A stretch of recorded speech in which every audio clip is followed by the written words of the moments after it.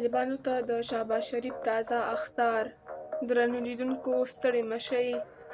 د پاکستان لومړي وزیر د خیبر پښتونخوا په کاکل سیمه کې یوې پوځي غونډې ته په وینا کې ویلي چې له افغان وروڼو سره ښې اړیکې غواړي، خو که وګواښل شي دا اړیکې ناممکنه دي.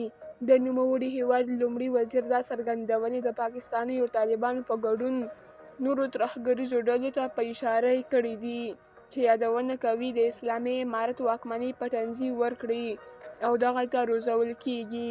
شهباز شریف ډیره کړې ده چې د افغانستان له خاورې د ترهګرۍ دوام ته اندېښمن دی، خو بیا هم له نوموړې واکمنۍ سره د ښو اړیکو هیله لري.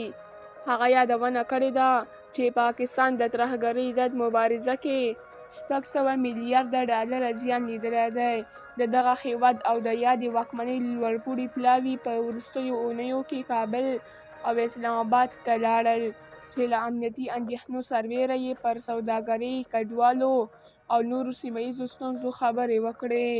دغې واکمنۍ له دې وړاندې هم هیله څرګنده کړې ده چې له پاکستان سره د یوه دوست ګاونډي په توګه متقابلې اړیکې غواړي. د کابل اوسنۍ واکمنۍ بیا د نوموړي هیواد د لومړي وزیر وروستیو څرګندونو په غبرګون کې څه نه دي ویلي.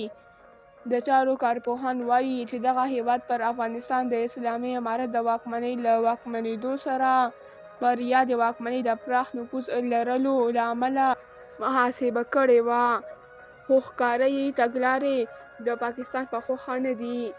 کارپوهان وایي دا چې پاکستان د خپلو اوږدمهاله موخو لپاره اسلامي امارت له لاسه ورنکړي، هڅه کوي له یاد غورځنګ سره ترینګلې وضعیت بیرته ټولنیز کړي او د اړیکو جوړولو لپاره انطلاف وښيي. درنو لیدونکو له ملتیا مو مننه.